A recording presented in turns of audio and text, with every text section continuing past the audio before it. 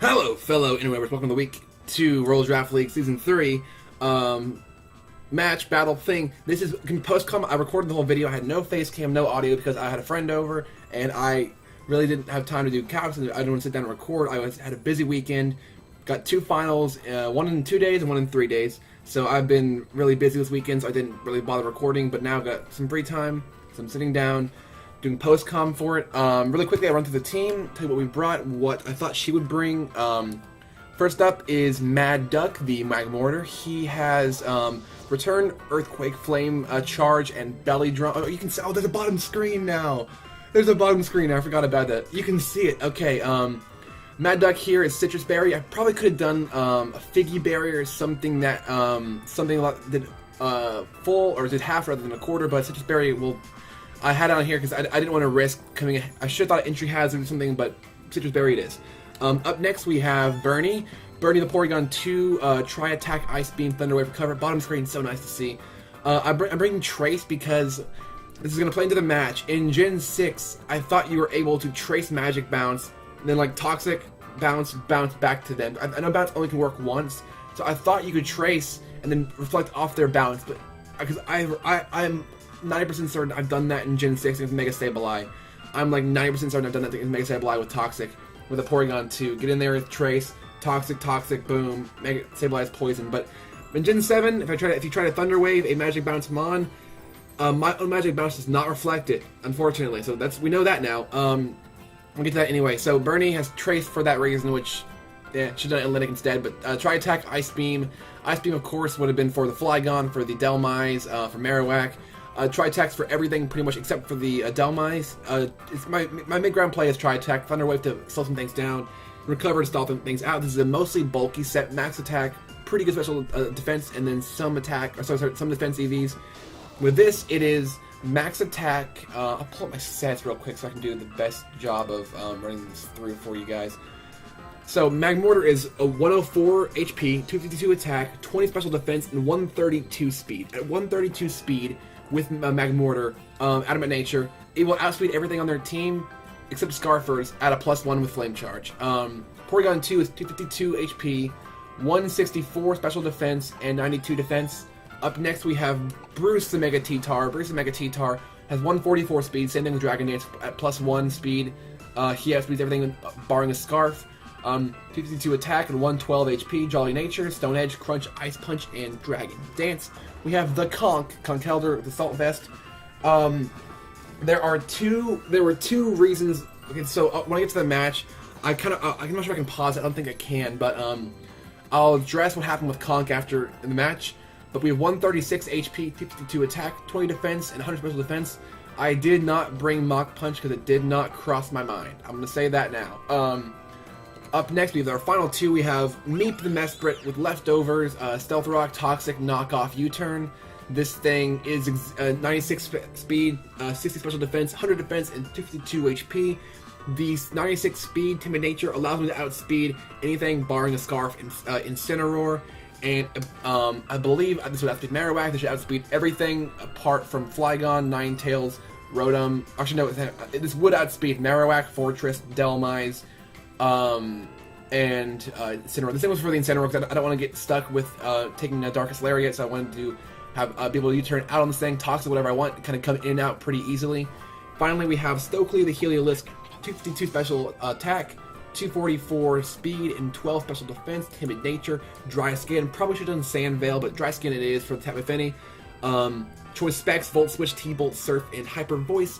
This thing, I love this thing. So before we get to the match, I'll put her actual team on there. As you can see, predictions were over there. I thought Finny would come number 1. I thought Ninetales for the Aurora Veil. Oh shoot, that's Pokemon. I almost brought Brick Break on Mega T-Tar or Conk instead of Dragon Punch for the Aurora Veil. I decided not against it because I had a couple things that could do pretty well against it, like a Magic Coat or a couple Defoggers. That's not right. That's QR code. So I didn't think Marowak would come. I did think Fortress. I didn't think Fortress would, because basically one thing with Storm's team, she has a very good team, but she has some serious fire weakness. Just right here, we see Delmise, we see Delmise, Rotom-Mow, and then Fortress, which, I mean, basically 2 of the 3 of those, even those 3 can be walls. So all of her walls, basically, apart from the Finny, are weak to fire. That's one major issue that she had during this match. As you can see, she did not bring the Ninetales, surprisingly.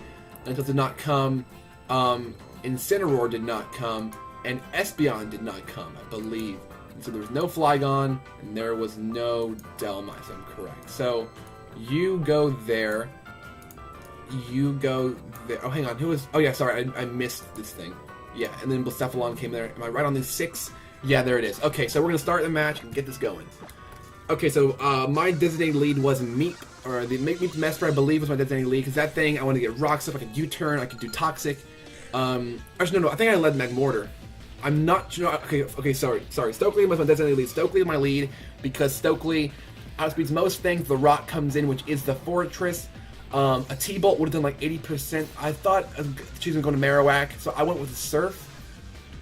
Surf, my prediction did not carry through, unfortunately, but Surf does come in, and it does over half to Fortress. Surf, from choice specs, max special attack, Stokely. Oh yeah, this thing's doing damage. And now, I think she probably knows I'm specs at this point, so she didn't go into Marowak. She stays in, but she gets her Rocks up, and Stokely goes for Surf, and in the first 2 turns, Storm's Wall drops, and Fortress drops, which I think was a big mistake, because Fortress could have done a lot to T-Tar, but honestly against the rest of my team, not much happened. So she brings in the Absol, and this is where things start to go downhill. She brings in the Absol, and I switch out, trying to go, I think I go into Porygon 2. No, I go into Bruce, T-Tar. Yeah, the Rocks happen, so she Mega Evolves her Absol, of course. My Stance Game activates, which that's very nice to get the residual damage off. She Mega Evolves, and she does call my bluff. If I had done Surf on Tobias from Stokely, it would have done, I think, 70-80% maybe. Which I don't want to... I thought she was a Pursuit Trap me, so I wanted to go... Or I thought she was a knockoff, so I went to this thing. So she Swords Dances. So that's just one of... Okay, running Calcs is like... Play Rough will do, like... There's a 60% chance it'll KO me for my spread, I believe, around that. But, she does... Or I Mega Evolve to get my boost going. Let's go for Play Rough, and Bruce is Bruce. Okay, I'm gonna go ahead and preface with that. Bruce is a Bruce. And just like with the last match, he does not last long on the field. And Bruce gets hit by a Play Rough and falls pretty hard. Oh no, sorry, 2%. I do remember that. He Stone Edge misses. That's what it was. That's what it was. Because Bruce does miss the Stone Edge. Because I remember I had a friend here. He's like, so I'm talking through how you play, what the percent chances is. And he's like, basically you got screwed over by 20% chance to miss. He's like, yes. I did get screwed over by Stone Edge again. Stone Edge is notoriously bad, so Bruce drops here. Nothing on my team can take a +2 Play Rough. Magmortar can, but not a knockoff. So I go into Bernie here. Because my plan, because in Gen 6, I swear by it. You can Magic Bounce, you can Reflect it once and bounce it back. I could have sworn I had this thing on several Mega Sableyes. Toxic bounces from them to me, then from me to them. Guess not. So she knocks out my Eviolite. Thunder Wave happens off of this thing, and then just paralyzes Bernie. So Bernie is screwed over. So Bernie is basically death fodder at this point. There were 2 ways to get out of this scenario. One was bringing Mach Punch on Conk, and so when I'll get to why she makes her plays in a second. So basically Bernie just goes down to a knockoff. Bernie does drop, unfortunately. I should have looked into Gen 7 workings of Magic Bounce, but so basically Sandstorm's over. This thing's on the field. I bring in Stokely. Stokely hits the field again. Very, very uphill battle here. Stokely is basically going to die to anything. So she decides to Swords Dance here. She Swords Dances against my choice specs Heliolisk. Of course, I wouldn't outspeed this thing. So I Thunderbolt here. And like you would expect, Thunderbolt obliterates Tobias. So why I think Storm did this, I believe if I was max HP, max defense, I'd live the player off +2 from Conk. Or if I had the berry, or if I knock off, I would have killed it. So, I think that's why she did what she did. So at this point, I'm going to Meep. Meep comes on in, and she goes for, I believe, Earthquake. She does Earthquake on my Stokely, trying to get the damage off. Doesn't affect Meep. I do heal back most of the Rocks damage, I believe. Yeah, there it is. So I think I go for Stealth Rocks, and I go for Knockoff. I knock off this thing's item. I knocked off its Thick Club, which was why she goes for Boomerang here, but I think she forgot I was Levitate, probably thought it was Pressure.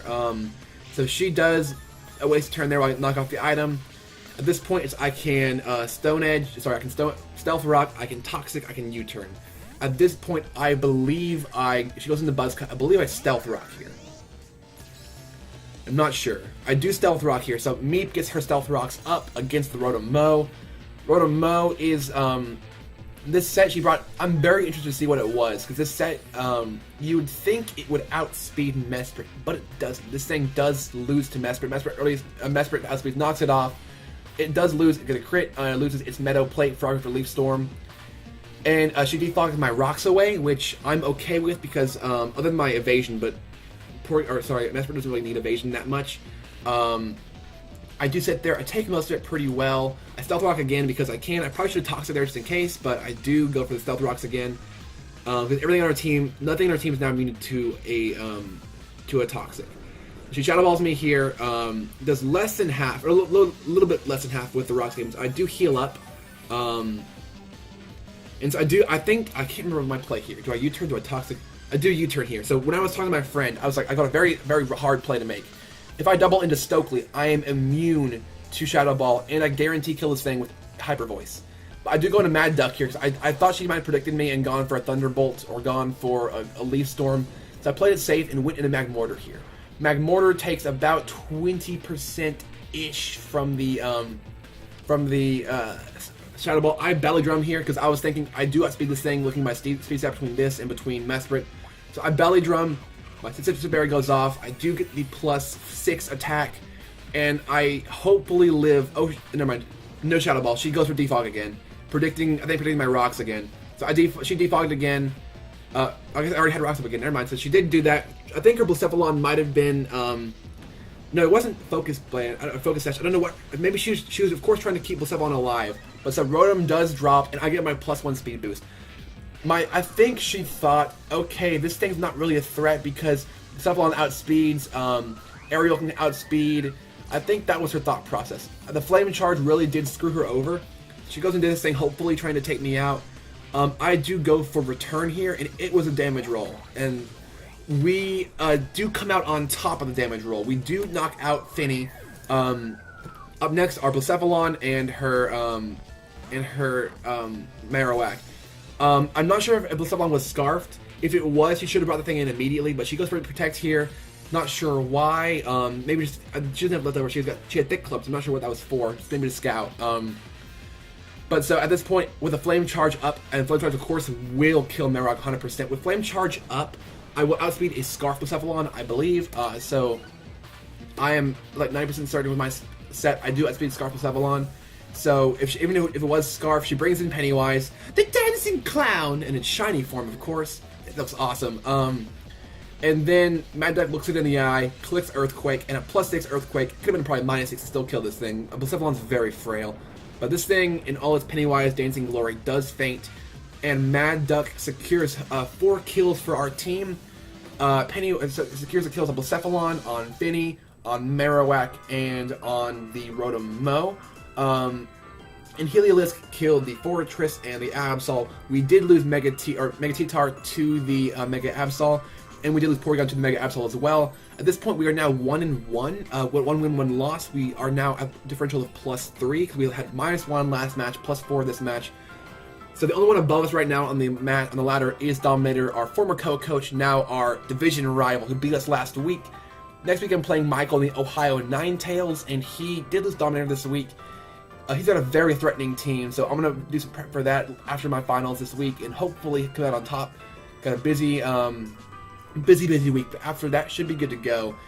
Thank you guys so much for watching. This was a very good match. I'm so glad Mad Duck got the sweep. Storm could have won that if she just hit Play Rough on the, or even knockoff on the Heliolisk.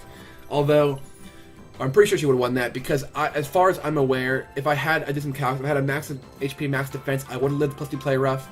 Or Mog Punch just obliterates. I don't know why I didn't bring Mog Punch. I should have thought that through, but I think she was thinking, okay, if this thing comes in and Mog Punches me, I die. I need to get +4, try to knock off and get as much damage off as I can. That's what I think she was thinking, but that happened, and that is going on the record. The Omega record. Catch you guys next time, and I'll see you for the Week 3 match against Ohio Ninetales and Michael, their coach, and their Mega Charizard Y.